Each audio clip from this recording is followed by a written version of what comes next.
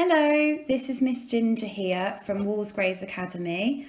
I have a Year 4 class, but today I'm going to teach you a Year 3 fractions activity. But before we get started, I would like to do a little warm-up to get your maths brains. For your warm-up activity, I would like you to find 10 or 100 more or less than these numbers listed here. So what you will need to do now is pause the video so you can work them out, and then I will go through the answers with you.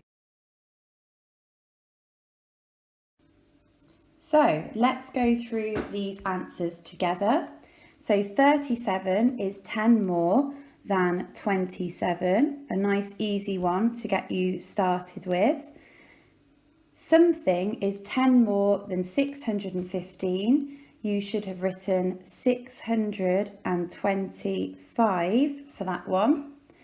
371 is 100 more than 271.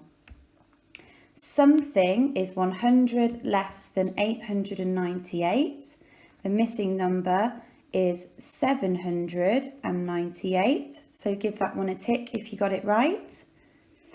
199 is 10 less than 209. That's quite a tricky one there, as you are crossing the hundreds boundary, so well done if you got that one right. The missing number for the next one, so something is 10 less than 940. The answer is 930, so it's just the tens column there that's changing. The last two, so 508 is 100 less than 608.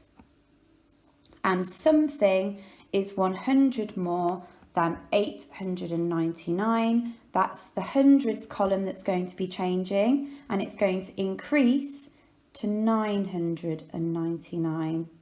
So I hope you enjoyed that quick little warm-up activity. Well done if you managed to get them all right. We will now move on.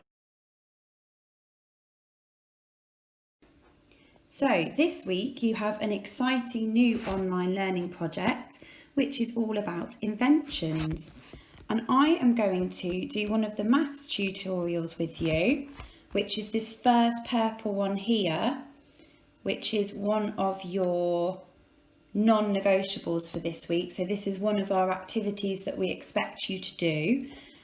So I thought you might need a little quick recap on fractions, and then you can have a go after watching the video at completing the stained glass fraction. So what I'm going to do to begin with is explain to you what the top and bottom parts of a fraction means. So if I write a fraction down like 3/5, the top number here is the numerator, and the bottom number here is the denominator. So they are quite complicated names, but the numerator means the number that's on the top, and that represents how many parts of that whole are being considered. The denominator, which sits at the bottom, represents the total number of parts created from the whole. So in the fraction here, the whole value, so say if we had a beautiful, yummy, delicious cake that had been divided into 5 equal parts, if someone has 3/5 of the cake, then they have 3 of those 5 equal parts. Part of your learning project this week is to complete this stained glass window activity. So what I'm going to do is just show you a couple of ways that you can answer these questions. So we have got the shapes here. So we have the rectangle to begin with, and you've got to colour it in so that it's 2/5 green and 3/5 blue.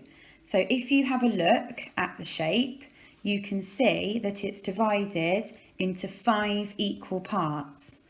So when deciding how many you need to colour, have a look at the fraction. So 2/5, you've got 2 parts that need to be coloured in green. Okay, so you get your coloured pencil and you need to equally shade 2 parts of that shape.